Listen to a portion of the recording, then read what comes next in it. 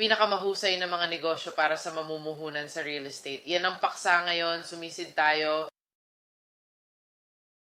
Hello at maligayang pagbabalik. Sa episode ngayon, tatalakayin natin ang mga business entities. Aling strategy ang pinakamagandang gagana para sa iyong business model bilang nagrerentang real estate holder, house flipper, wholesaler, ATBP. Ano ang pinakamahusay na mga estratehiya para mapanatili ang pera sa bulsa ng maayos sa buwis? Pag-uusapan natin ang LLC, sole proprietorships at mga korporasyon. Si Jennifer kasama natin muli, bumalik ng malugod. Salamat sa pagtanggap. Bubuksan ko ulit ang pagkakataon si Jennifer ibahagi ang kanyang kaalaman sa mga legal. Magsisimula tayo sa mga bagay na alam at naririnig ng mga tao kabilang ang mga LLC. Ang mga LOC ay tumutukoy sa Limited Liability Company. Ibibigay ko ang pagpapaliwanag. Ang limitadong pananagutan ay sikat dahil ito ang pinakabagong uri sa mga entidad. Para sa akin, ito ay isa sa mga paborito ko. Ang bawat istruktura ay umaasa sa individual, kaya't kailangan mong kumonsulta sa iyong abogado o CPA. Pero ang maganda sa mga LLC ay hindi ka personal na mananagot. Ikaw ang nagsisimula ng isang negosyo at gusto mong magtayo ng negosyong pang-imbakan ng real estate, ayaw mo ikasuhan. Yung ganda ng isang LLC, isang limitadong kumpanya, pwede mo ilagay ang pag-aari sa loob. Ang LLC, tinatawag ng IRS na LLC, ay isang hindi pinapansin na entidad, kaya ito ay hiwalay sa'yo. Pero ang maganda dito ay isang flow-through. Ito ay binubuwisan lamang ng isang beses. Kung may LLC ka, babayaran mo lamang ang buwis sa LLC. Pagkatapos ng natirang pera mula dito, ito ay bahagi ng iyong personal na kita, tulad ng termino. Kapag personal mong kita, walang bayad na buwis. Tama ba ito? Oo, bayaran mo na lang ito para dumaloy sa LLC at sa iyo na lang ang pagbabayad ng buwis sa iyong personal na kita dahil binibili mo ang sarili mo. Pwede kang mag-file ng Schedule C sa iyong tax return at kasama ito sa isa mong tax return. Kung nasa isang grupo ng mga kasosyo, kailangan mong maghain ng ibang pagbalik at kumuha ng K1. Hindi pa rin buwis ang entidad na yon. Dumaan sa tax return mo, hindi doble ang buwis, ibig sabihin ko sa lumusong. Sa pananagutan, tama, ano ang masasabi mo sa mga benepisyo ng pagkuha ng LLC? Marami na akong beses tinanong ito. Pwede kang kumuha ng insurance para sa bahay. Kung may higit sa isang bahay ka, kailangan mo rin kumuha ng insurance para sa bawat isa. Ang opinion ko ay maaari kang kumuha ng insurance para sa bahay, pero kailangan mo rin kumuha ng insurance para sa bawat isa kung may higit sa isang bahay ka. May nasaktan sa bahay, sila'y may karapatan magdemanda dahil may bahay kayo. Ang mga LLC ay parang proteksyon ng ari-arian. Ginagawa nito ang pagtatapon sa tao kung saan ito ay bahay ng LLC. Mas maraming LLCs ang iyong mayroon, mas maraming papel ang kailangan, ngunit mas marami kang proteksyon sa mga ari-arian dahil mayroon kang higit sa isang property. Hindi mo gusto ang nasaktan sa property, meron kang siguro pero alam na nila may dalawa siya. Kaya mas malala ang aking pinsala kaysa sa patakaran ng siguro, kaya gusto mong protektahan iyon. LLCs, hindi ka pinapatawan ng buwis ng 2 beses, hindi ka pinapatawan ng buwis dahil mayroon kang LLC. May uri ng daloy kung saan ikaw ang may-ari, pero matalinong nagpoprotekta ng ari-arian mo. Paraan upang ma-recap, maaaring magkaroon ng seguro, ngunit hindi ito protektahan ng ibang ari-arian. Halimbawa, kung may tao na nahulog sa harap ng bahay mo at meron kang deso mga upa, maaaring habulin ng taong iyon ang natitirang deso bahay sa portfolio mo, tama? Kung may LLC ka para sa bawat isa sa mga ari-arian, maaaring kasuhan kanila para sa bahay na iyon na kanilang nadapa. Ito ay parimbayad, kailangan mo pa rin pumunta sa korte at labanan sila. Pero pinoprotektahan mo ang lahat ng iba pang teto bahay na nasa loob ng iyong portfolio. Hindi nila maaaring hawakan iyon dahil nangyari lamang sa iisang bahay. Ito ba ang makukuha dito? At paano naman ang mga gastusin na ginagastos mo para sa mga LLC na yon? Pwede mag-adjust sa buwis. Bakit hindi mo gawin gumawa ng LLC para protektahan ang sarili kung seryoso ka sa pag-i-invest sa real estate at pagmamay-ari ng maraming ari-arian? Bakit hindi mo gawin? Hatiin protektahan tulad nito, 100% write-off. Narito na, isang tanong na meron ako, inirerekomenda mo bang magkaroon ng isang LLC at ilagay lahat ng mga bahay doon? Inirerekomenda mo ba na hatiin sila? Meron bang isang uri ng limitasyon sa halaga ng pera ng bahay na iyon? Ang sagot na yun ay isang magandang sagot. Depende. Ang pinakamahusay na sagot ay kumuha ng isang LLC para sa bawat bahay mo. Pero minsan maaaring maraming papel. Kung may mortgage sa iyong ari-arian, kailangan isama ito sa iyong mortgage.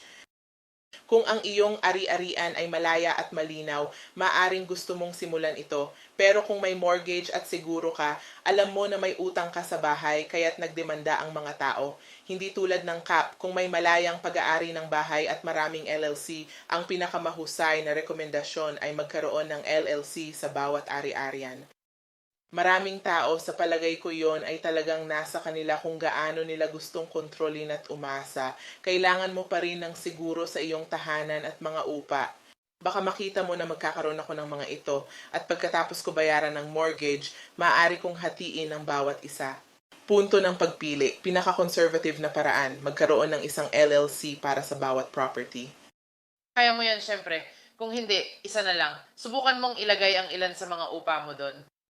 Kapag nagsimula kang magkaroon ng equity o nagbabayad ng mortgage, maaari kang unti-unti na mag-transition at ilipat sa mga LLCs upang ikaw ay maprotektahan. Ngayon, ito ay medyo magtangkang pero ano ang nangyayari? Dahil kapag ikaw ay kumuha ng isang negosyo na pautang, ang mga nagpapautang, ang mga bangko, talagang mas gusto nilang isara mo ang bahay sa pangalan ng LLC. Pero kapag mayroon kang regular na mortgage at nagpasya kang lumipat at ipaupa ito, ano ang mangyayari? Paano nakikita sa LLC? Rentahan at pangalan ng LLC, pero pangalan mo pa rin ang mortgage sa pangalan. Paano ba gumagana yun? Mahirap ito. Dapat ipaalam sa kumpanya ng mortgage. Kung bayad ka sa tamang oras, hindi nalalaman. Pero sa isang dako, kapag isinara mo ang bahay na iyon, gusto ng kumpanya ng mortgage na maprotektahan ng ari-arian. Kaya Diyos ko, kung nahuhuli ka sa pagbabayad ng mortgage, ayaw nilang may ibang tao sa titulo at lahat ng mga bagay na iyon. Kaya may null at void na ikaw ang responsable na garantiya. Kaya bayaran ng mortgage upang magkaroon ng malayang pag-aari sa property. Nabasa ko ang posibilidad na malaman nila na dapat mong ipaalam sa iyong blank na, hey, ako pa rin ang garantiya. Ako pa rin ang may-ari ng kumpanya. Maaring silang gumawa ng kasunduan kung ikaw ang magbubuk para sa inyo roon at magsimula kayong gumamit ng LLC. Hindi ka nakakakuha ng bahay at sinusubukang makaalis sa utang, itinatago sa mga LLC. Pinapangako ko sa iyo na sa mga dokumento, pumirma ka na may pananagutan para sa binili mong ari-arian.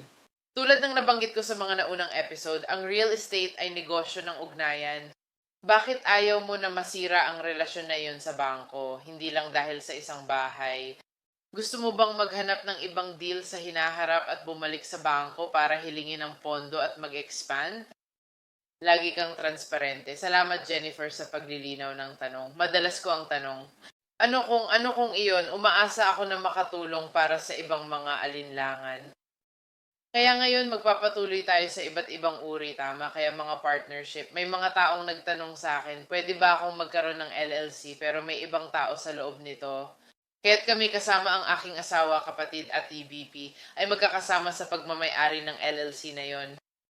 At ito ay medyo nakaka-interest dahil bagaman ito ay pa rin isang LLC, ito ay naging isang partnership, tama ba?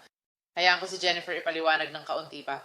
Kaya mo yon. Tulad ng sabi ko, isang LLC ay disregarded entity. Pwede kang maging solong miyembro. Pwede tayo mag-partnership. Lucy at ako pwede magsama at sabihin gusto namin bumili ng property. Kailangan ilagay sa bylaws at ilarawan ang ginagawa natin. Walang potential na demanda. Kaya sabihin natin, si Lucy mayaman, wala akong pera. Gusto naming mag-partnership at nagdesisyon maghati ng 50-50. Mayroon akong perang naipon, hindi ako mayaman tulad ni Lucy.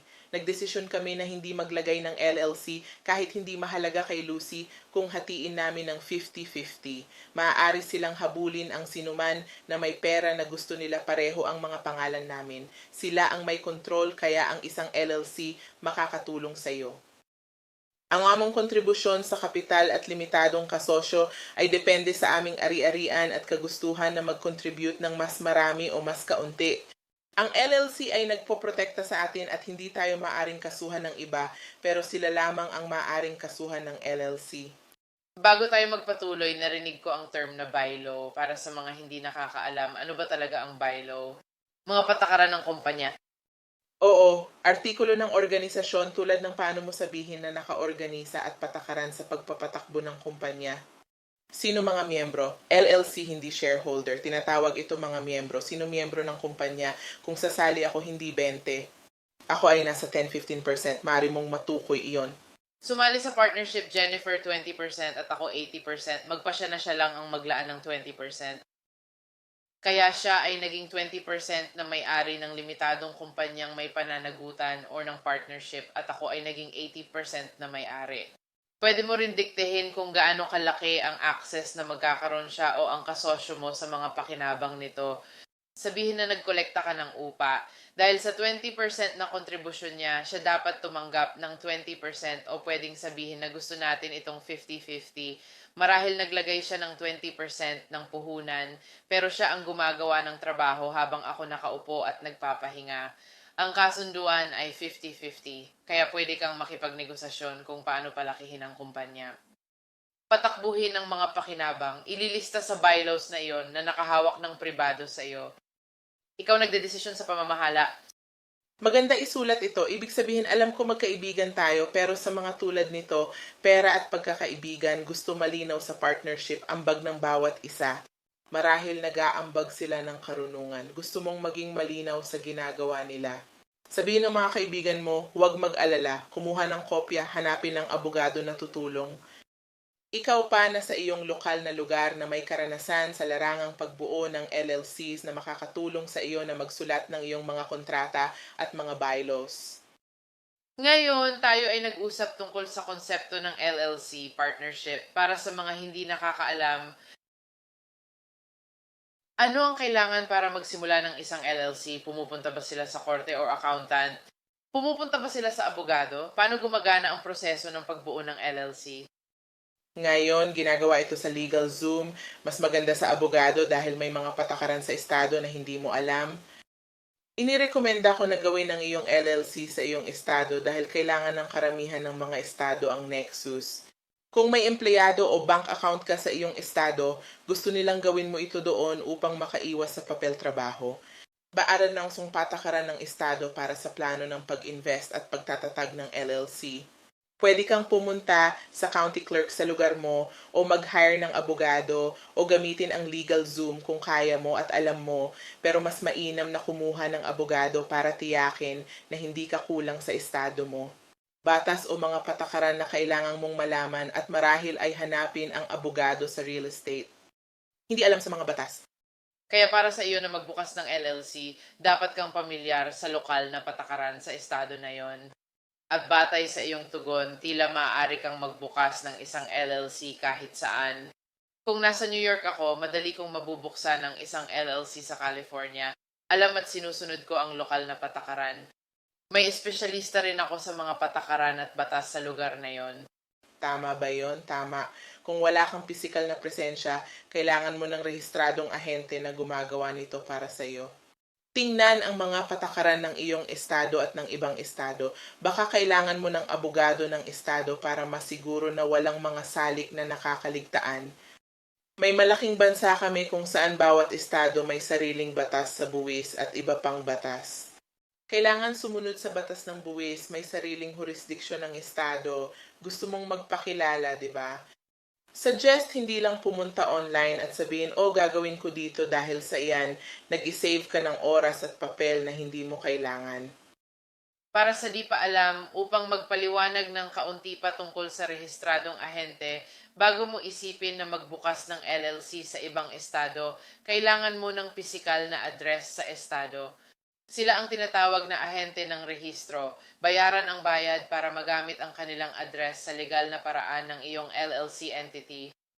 Hal ngayon ako nakatira sa NY pero may-ari ako ng mga pautang sa AL. Kailangan ko ng isang address sa AL para mabuksan ang aking LLC at ilagay ang mga rental sa loob ng LLC na iyon.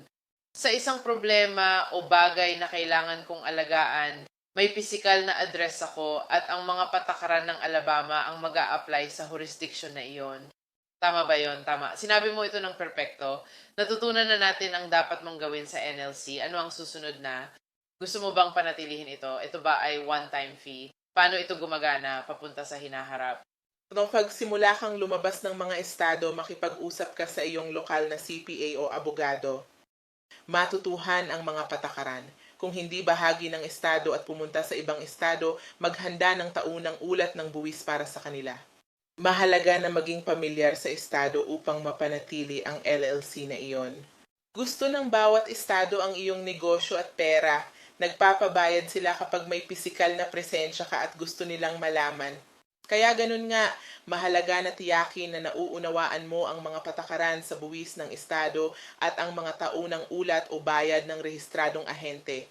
Kailangan mong panatilihin ang LLC na iyon at mabuting kalagayan at ang lahat ng bayarin ay maaaring maikaltas sa buwis hanggat ikaw ay nagpapatakbo ng negosyo sa kanila. Wow, napaka-informatibo. Salamat sa pagbahagi. Ngayon na natutunan na natin ng LLC, tuloy na lang tayo sa iba pang mga entidad na pwedeng gamitin ng mga tao sa negosyo, maging sa real estate o ibang larangan. LLC ang paborito namin dahil sa pass-through at kanilang kahusayan. Sa iba pang mga entidad tulad ng S-Corp, hindi ko alam ang detalye. Ang S-Corp ay flow-through din, kailangan ng 2 tax returns pero flow-through tax pa rin. Yung S-Corp ay dumating bago ang LLC at ang S-Corp ay naglilimita sa iyo. Patakaran nito ay 100 miyembro lamang, lahat mula sa Estados Unidos. Sa LLC, maluwag. Pwede kang magkaroon ng mga dayuhan na miyembro at mamumuhunan. Mas may kakayahang mag-adjust ang LLC pero maganda pa rin ang S-Corps kung maraming tao at ibang paraan para maibaba ang taxes at deductions. Hindi tayo papasok doon pero pwede ka pa rin gumamit ng S-Corp. Mas maraming papel, paghihigpit. Kaya kung meron kang kasama sino ang international na gustong mamuhunan doon, baka hindi nila magawa kasi hindi sila US mamamayan o residente, S-Corps bago LLC. LLC ang mas bago, mas flexible, at mas maluwag na modelo na nagbukas upang maging accessible sa lahat na gustong sumali. May ilang gumagamit pa ng tradisyonal na S-Corp, magsumite ng higit na pagsusumite ng buwis, hindi doble buwis. Bakit pipiliin ng mga tao ang S-Corp kaysa sa LLC kahit isang beses lang binabayaran ang buwis? Marahil isa sa mga dahilan kung bakit sila nag-i-invest sa real estate at gusto nilang magkaroon ng pagbabawas sa sahod para sa sarili at W-2. Maaari nilang gawin iyon, hindi papayagan ng LLC kung ikaw ay solong miyembro. Sa summary, hindi pwede maghain ng partnership return sa sarili, pero hindi rin pwede sa S-Corp. Ingat lang dahil malaki ang regulasyon ng IRS, siguraduhing tama ang fair market value ng iyong W-2. Kaya mas maganda na makipag-usap sa iyong lokal na CPA o EA mismo, ngunit ang kagandahan nito ay isang daloy. Para sa akin, LLC ang pinakamahusay na entidad. Hindi kailangang sundin lahat ng papel trabaho kung hindi kinakailangan pero sa malaking mamumuhunan sa real estate, sundin. Kailangan mo ng W-2 dahil gusto ng mga bangko ang W-2 ngayon. Ito ay isang option kung ikaw lang at wala kang dahil isang LLC ay maaaring buwisan bilang S-Corp. Kahit na ito ay isang flow-through, maaari mong gawin ang lahat ng pagsusumite, S-Corp return at personal mo. Pero ang LLC, love ko ito dahil napakasimple nito. Paborito ko pa rin dahil mas simple ito. Sa mga bayarin, tama ba na mas mahal ang mga escorts halos pareho kaysa sa mga LLC? Paano gumagana? Depende sa estado. Maraming tao ang naiisip na mas mahal ang mga LLC. Sa karamihan ng mga estado, mas mahal ang mga LLC kaysa sa mga escorts. Madami ang nag-escort dahil mas mura. Sa New York, kailangan maglathala at manatili sa pahayagan. Maraming tao pumupunta sa New York, gusto manatili doon, iniisip nila mas maganda ang S-Corp. Pero ang LLCs, kahit mahal, mas maluwag at kaunti ang papel trabaho. Mas maganda na makipag-usap ka sa isang abogado at isang CPA kapag kailangan mong makipag-usap sa iyong abogado o CPA. Tingnan kung alin mas gumagana para sa iyo at kung saang estado iba-iba ang bayarin. Ayaw ko makipag-usap sa lahat ng estado, makipag-usap sa lokal na CPA at abogado para malaman ang pinakamahusay sa iyo. Ngunit maraming tao sa New York, alam ko, ang nagpapa-default sa ganon dahil mas mura ito at mas mahal ang mga LLCs. Sinabi sa akin. Sa pagitan ng pananagutan, naririnig mo ang LLC, iniisip mo ang limitadong pananagutan at wala itong salita bilang pananagutan. Paano ito gumagana? Paano ito nagkakaiba? Proteksyon ng ari-arian, pareho. Kahit S-Corp ka, ito ay korporasyon, ibig sabihin hiwalay na kumpanya sa iyo. Maganda sa pagbabalik sa LLC, nakukuha ang mga benepisyo ng hindi kailangang sumunod sa lahat ng mga papel. Depende sa estado, maaring mas mura, pero madali lang i-format. Wala kang patakaran na ito, 100 miyembro, lahat Amerikano, US, hindi umiimik. Huwag mag-abala, bumalik tayo sa tanong mo, pareho pa rin ang proteksyon ng ari-arian mo. Ang ibig sabihin nito ay kung anumang ari-arian sa kumpanyang iyon, ang mahalaga ay kung paano mo ito iniulat. Okay, kaya maari nating konkludahin na ang mga tao ay mas pipiliin ang isang LLC o isang S-Corp batay sa isang gastos, tama? Gastos sa pagbuo at pagkatapos ng proteksyon ng ari-arian na hinahanap mo. Proteksyon ng ari-arian ko pareho. Kung may kaso, hindi ikaw isasampa. Yan ang susi. Kung kasali ka at sang S-Corp, sila magsasampa ng demanda sa korporasyon na kinasasangkutan mo. Ang limitadong kumpanya, ito rin ay isang korporasyon. Parang lahat sa presyo kakayahan mag-adjust at papel. Oh. Sige, yun ay perfecto. Iyan ang perpektong paraan upang sagutin ito. Walang nagdedemanda kay Jennifer. Walang nagdedemanda kay Lucy. Kasuhan nila ang pangalan ng iyong S-Corp o iyong LLC. Yan ang kagandahan sa kanila. Sige. Ano ang susunod na hakbang? Tingin ko C-Corp, ito pinapatawan ng buwis ng 2 beses. Sa antas ng korporasyon, pinapatawan ka ng buwis sa pagbabalik ng korporasyon, dividend at personal na pagbabalik. 2 beses kang buwis sa C-Corp. Bakit gusto ng sino man na gawin iyon? Nais ng iba na maging pampubliko at gusto mong magkaroon ng mga mamumuhunan sa iyong kumpanya at ng mga malalaking kumpanya tulad ng Facebook at Amazon. Gusto mo na magkaroon ng mga tao ng mga shares at pondo para sa kapital, pero kasama sa pondo ang kontrol. Binibigyan mo ng kontrol ang mga tao sa kumpanya kung walang pera. Ilang tao mag-iisip, wala akong pera ngayon pero naniniwala ako na epektibo ang ideya at ibibigay ko sa iyo ang mga stock na ipamumuhunan. Hindi iyon ang kahinaan ko pero gumagana ito para sa tao. Gusto nilang gawin ito at magkakaroon sila ng proteksyon sa ari-arian na walang magsampa ng kaso dahil sa ideya ng kumpanya. Ito ang sila sasampahan ng kaso sa pangalan ng kumpanya. Ang dahilan kung bakit piliin ng ilang tao ruta ng C-Corp ay dahil sa gusto nilang magbigay ng shares sa tao para mamuhunan sa ideya. Tulad ni Lucy, ang mga Facebook na nais mag-public, mag-IPO, dapat maging korporasyon at makita ng mga tao ang kanilang mga libro. Kailangan ng mas maraming papel. Paborito ko ang mga LLCs. Ayaw ko matax ng 2 beses. Gusto ko magbayad ng buwis ng 1 beses at ayaw ko ng sinuman na kontrolin ng aking negosyo. Ito ay initial public offering o IPO. Kapag isang kumpanya ay malapit ng maging pampubliko para sa unang pagkakataon, nakakakuha ka ng unang bilang ng shares na maaari mong bilhin at may diskwento. Hindi ako sigurado maaaring mali ako. Sa tingin ko, yun ang kahulugan kapag bumibili ka ng shares sa IPO. Balik tayo sa usapan tungkol sa C-Corp. Ang mga C-Corps ay pang malalaking kumpanya. Mayroon itong higit sa 100 miyembro o katulad nito. Depende. May ilang tao gusto ng income sa pangalan nila. Pero may mga nagsabi, gusto ko makita ang INC. Hindi nila alam ang implikasyon ng INC na kailangan mong i-file ng 2 beses, magkaroon ng stock, at mag-submit ng maraming papel. Hindi nila alam lahat ng kasama nito. Ito ang pagpili nila para ito sa malalaking kumpanya. Sumasang-ayon ako sa iyo tungkol dito. May ilang tao na gustong maging sa isang korporasyon at may ideya na sila ay maglalakbay at makakakuha ng puhunan mula sa ibang tao na maniniwala sa kanila. Sa tingin ko, dapat nilang tandaan na madalas marinig ang mga kumpanyang binibili at nag-take over. Ako ay napakakontrolado, kaya gusto ko, kilala ko ang sarili ko, at ayaw kong magbayad ng sobrang buwis.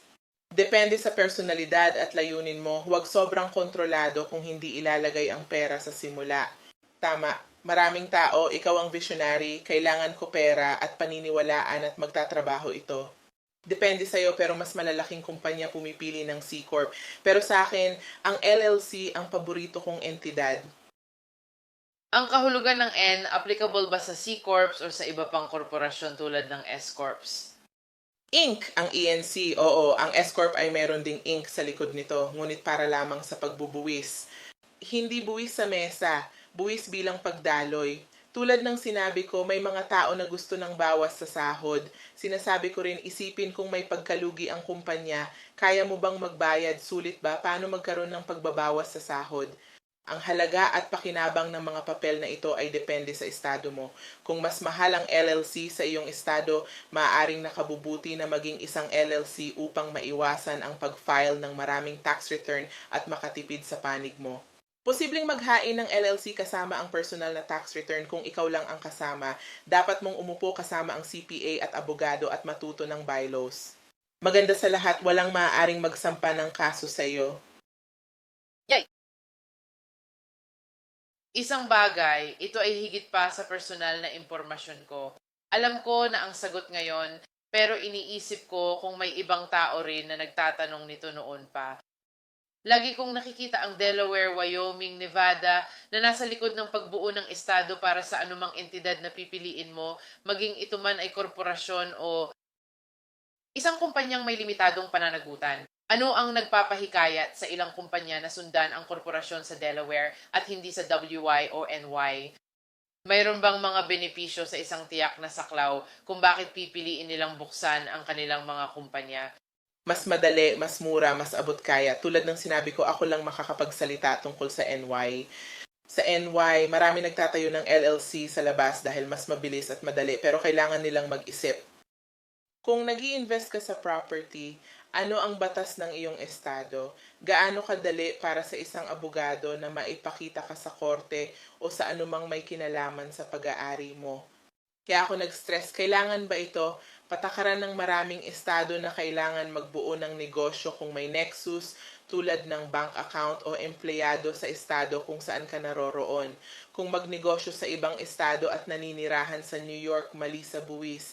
Kailangan mag-file ng LLC sa New York kung saan ka pisikal na matatagpuan. Kapag nag-file sa ibang estado, ikaw ay dayuhang entidad. Parang ikaw ay ipinanganak sa Delaware at sinusubukan ito sa New York, pero siya ay mula sa New York sa buong panahon. Kailangan ba lahat ng iyon? Kaya doon ang pakikipag-usap sa abogado at CPA ay talagang naging mahalaga at nauunawaan depende sa uri ng negosyo.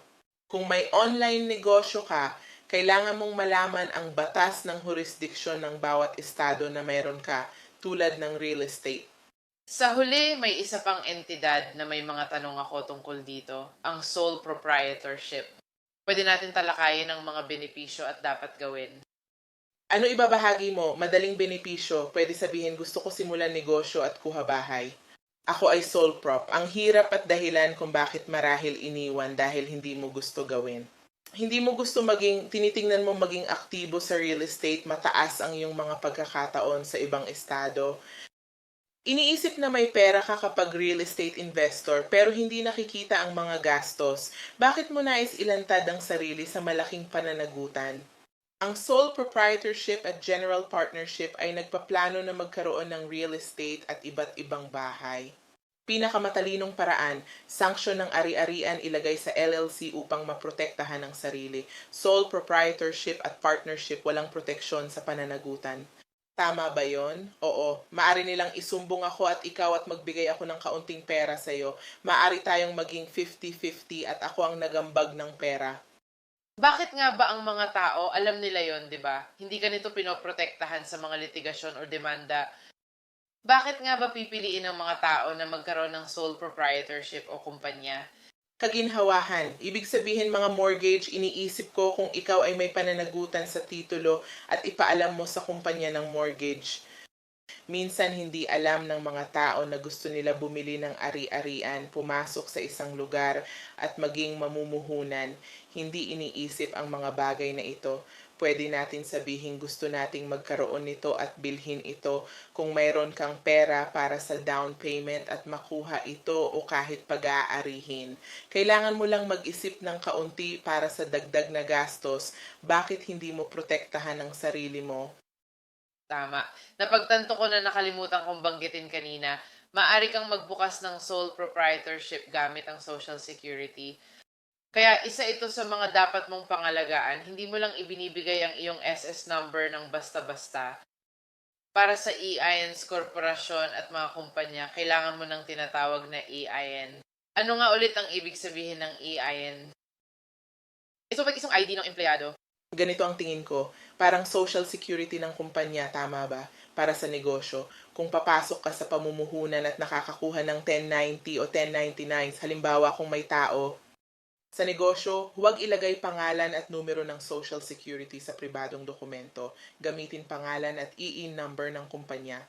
Tama. Isa pang benepisyo ng EIN number ay ang pagbuo ng credit sa negosyo. Pinapanatili mo ang personal na kredito sa Social Security, tama.